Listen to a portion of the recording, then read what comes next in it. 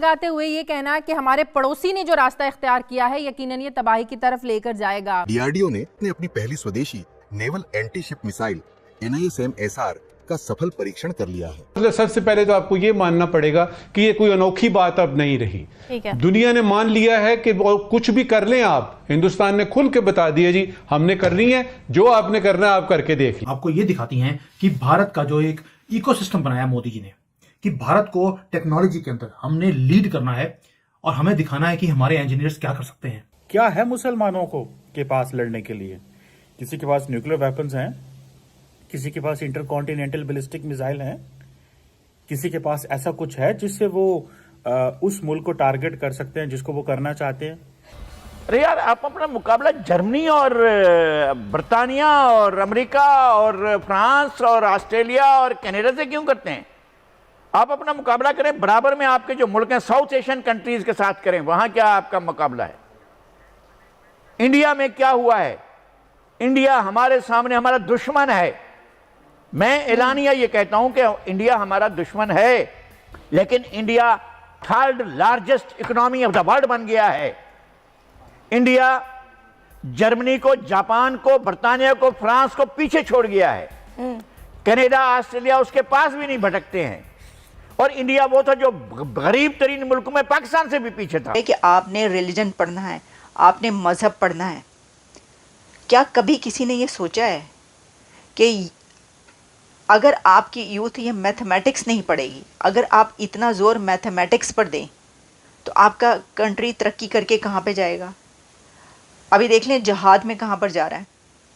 तो क्या आपको नमस्कार दोस्तों, जैसे ही भारत में कुछ भी नया होता है, चाहे किसी मिसाइल का टेस्ट हो या किसी फाइटर जेट का, पाकिस्तान में इसकी चर्चाएं बहुत तेजी से होने लग जाती हैं और इनकी मीडिया में काफी इसके बारे में डिस्कशन होता है कि भारत जब ये सब कर सकता है तो हम क्यों नहीं कर सकते। लेकिन उसका रीजन वही है कि एजुकेशन सिस्टम जो है पाकिस्तान का वो मदरसा छाप है और मदरसा छाप होने की वजह से वहाँ पे साइंस टेक्नोलॉजी को लेकर कुछ भी नहीं पढ़ाया जाता है। वही ढाक के 3 पात है इनके, ये यही डिस्कशन करते हैं हर बार, हर महीने हम इसी तरह का डिस्कशन लेते हैं जब भी भारत में किसी भी तरह के मिसाइल टेस्ट होते हैं या कोई जेट की बात होती है, कुछ भी नया होता है, कोई भी शिप लॉन्च होता है, तो ये इसी तरह का डिस्कशन करते हैं। इस वीडियो में भी हम देखेंगे कि भारत ने मिसाइल टेस्ट किया है और उसके बाद पाकिस्तानी मीडिया में शोर मच गया कि भारत पाकिस्तान पे हमला करने वाला है, इन सारी हथियारों का इस्तेमाल पाकिस्तान के खिलाफ होगा। और इनकी जो मीडिया है इसमें डिस्कशन चल रहा है कि क्या हमारे पास इस तरह के हथियार हैं कि हम भारत का मुकाबला कर पाए। हालांकि जो भारत के हथियार हैं ये पाकिस्तान के लिए नहीं है, ये भारत का अपना डिफेंस सिस्टम है जिसको डेवलप किया जा रहा है, जो एक लंबे समय तक बहुत ही पिछड़ गया था। लेकिन अब Modi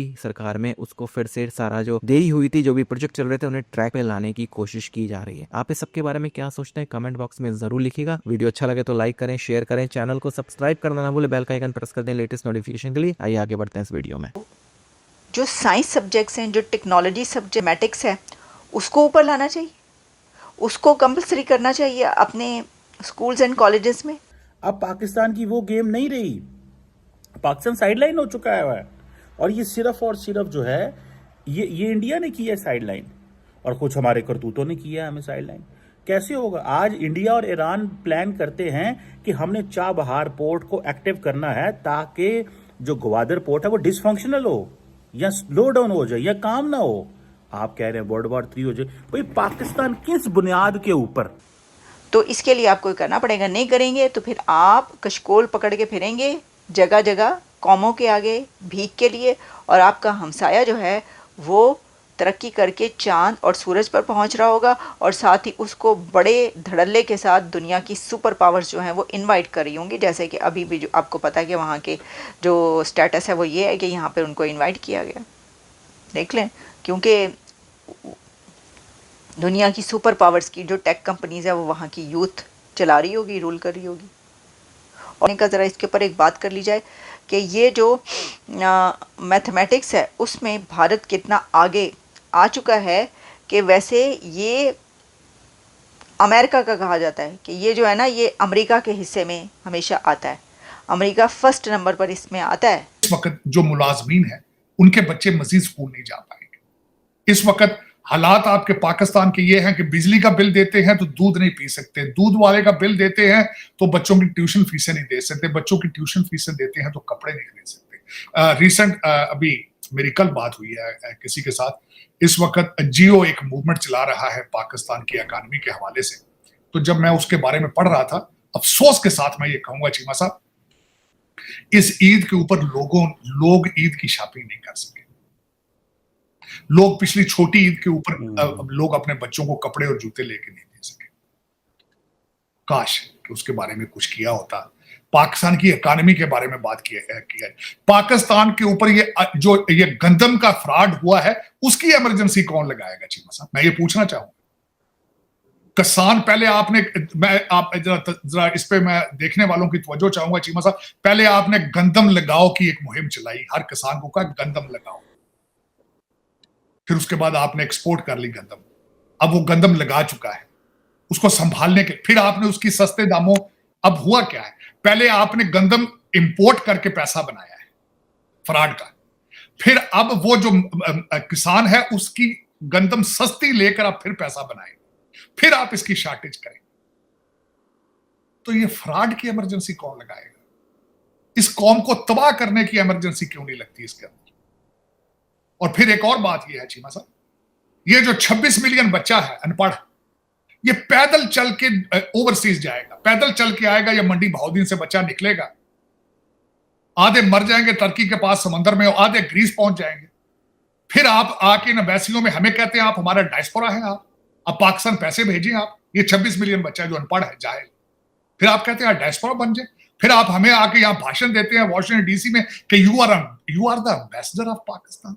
how dare you do that? तो वो तो अपनी यूथ को वही कुछ आप देखें ना, ऐसी ही थोड़ी इतनी बड़ी ताकत बन चुका है। और अब अगर जो तीसरी ताकत बन के उभर के सामने आ रहा है वो इंडिया है, और वो उसने देख लें वो भी इसके अंदर जो है। तो आप ज़रा जोड़ें, आप लिंक जोड़ें कि कौन से कंट्रीज़ इस कंपटीशन में ऊपर हैं, वही जो दुनिया में पहली, दूसरी और तीसरी ताकत सुपर पावर कहलाते हैं, और इस कंपटीशन में भी वही रैंकिंग है। इससे आपको अंदाज़ा हो सकता है कि जो इस रैंकिंग में कंट्री जिस जगह पर है वो दुनिया के स्टेटस में भी उसी जगह पर होगा। ये है एजुकेशन और दुनिया पर रूल करने का ताना बाना। इंडिया जो है, मैंने आपको पहले ही बताया, अपनी बोन स्ट्रॉन्ग कर रहा है। और बोन स्ट्रॉन्ग करने का मतलब ये नहीं होता कि आपने वाकई में किसी से लड़ना है, बट आपने अगले बंदे को बताना है कि भाई अगर हमसे लड़ना है तो सोच के लड़ना है। अच्छा, तो ये चीज़ है मेरे ख्याल में बेसिकली जो इंडिया अपने डिफेंस सिस्टम पर इस तरह से काम करता है या फिर अपने आप को इस तरह से डिफेंस पे स्ट्रॉन्ग करता है, वो इस वजह से करता है कि जो इंडिया से पंगा ले वो सोच समझ के ले। ये चीज़ है। फिर तो न्यूक्लियर पावर तो पाकिस्तान के पास भी है। हाँ, न्यूक्लियर पावर पाकिस्तान के पास है, बट अनफॉर्चुनेटली पाकिस्तान के पास ऐसी बहुत सारी चीज़ें थी जिसमें पाकिस्तान अपने स्टैंड को जस्टिफाई नहीं कर सका। जिसके अंदर एक चीज़ आपकी बिल्कुल दुरुस्त है कि न्यूक्लियर पावर है। उसके अलावा PIA में एक टाइम था कि हम लोग बहुत खुद कफील और बहुत ज़्यादा एक्सेल करते थे अपने एयरवेज़ में, एविएशन में, लेकिन अब आप खुद जानती है कि PIA का हाल इतना खस्ता है कि तरस खा जाते हैं लोग। फिर उसके बाद रेलवेज़ की बात करें तो पाकिस्तान का रेलवे सिस्टम एक टाइम था कि लोग जो थे उस चीज़ को आइडियलाइज करते थे, बट नाउ आपके सामने है कि रेलवेज़ का क्या निज़ाम है। तो ये अगर हम पाकिस्तान की तरफ आएँ और पाकिस्तान के न्यूक्लियर पावर की तरफ आएँ तो इसमें बहुत सारे सवालिया निशान हैं और बहुत सारी मिसालें हमें मिलेंगी। ये आज से थोड़ी कुछ हुआ है, ये तो पहले दिन से ये सारा कुछ हो रहा है। 1947 से पहला लेटर अमेरिका को इमदाद के लिए लिखा है, वो कायदे आज़म साहब ने लिखा था।